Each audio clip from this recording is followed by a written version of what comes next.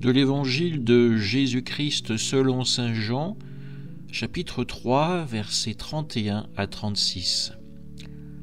Celui qui vient d'en haut est au-dessus de tous. Celui qui est de la terre est terrestre, et il parle de façon terrestre. Celui qui vient du ciel est au-dessus de tous. Il témoigne de ce qu'il a vu et entendu, et personne ne reçoit son témoignage. Mais celui qui reçoit son témoignage certifie par là que Dieu est vrai. En effet, celui que Dieu a envoyé dit les paroles de Dieu, car Dieu lui donne l'Esprit sans mesure. Le Père aime le Fils, il a tout remis dans sa main. Celui qui croit au Fils a la vie éternelle. Celui qui refuse de croire le Fils ne verra pas la vie, mais la colère de Dieu demeure sur lui. Acclamons la parole de Dieu. Aujourd'hui, l'Évangile nous plonge dans une méditation sur l'identité de Jésus et sur l'appel à la foi.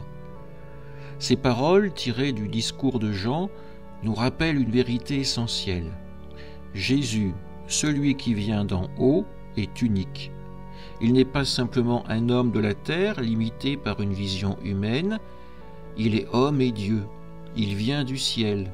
Il a vu et entendu les réalités divines, et il nous les révèle avec une autorité incontestable.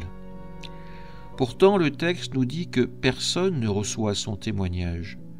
Ces mots peuvent nous sembler bien durs, mais ils reflètent une réalité que nous connaissons bien. Il est parfois difficile d'accueillir pleinement la parole de Jésus. Elle dérange, elle demande de sortir de nos certitudes, de notre façon terrestre de penser.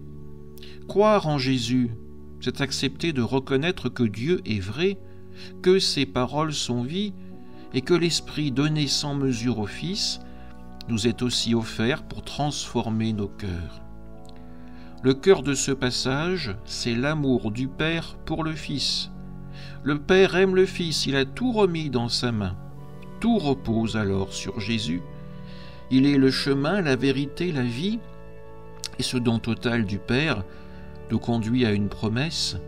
Celui qui croit au Fils a la vie éternelle. Cette vie n'est pas une vague espérance pour l'avenir, mais elle commence dès maintenant dans une relation vivante avec le Christ, une relation de confiance et d'amour. Pourtant, l'Évangile nous met aussi en garde. Refuser de croire, c'est se couper de cette vie. C'est rester sous le poids de ce qu'on appelle ici la colère de Dieu, c'est-à-dire être éloigné de son amour, mais éloigné volontairement. L'Évangile nous invite à nous poser une question. Est-ce que je reçois véritablement le témoignage de Jésus? Est-ce que je laisse sa parole façonner ma vie? Comme l'Alléluia nous le rappelle, Jésus dit « Heureux ceux qui croient sans avoir vu ». Nous sommes de ceux-là, appelés à croire, à aimer, à vivre de l'esprit que Jésus nous donne. Demandons au Seigneur de fortifier notre foi, de nous ouvrir à son témoignage et de nous faire goûter dès aujourd'hui la vie éternelle qu'il promet à ceux qui croient en lui. Amen.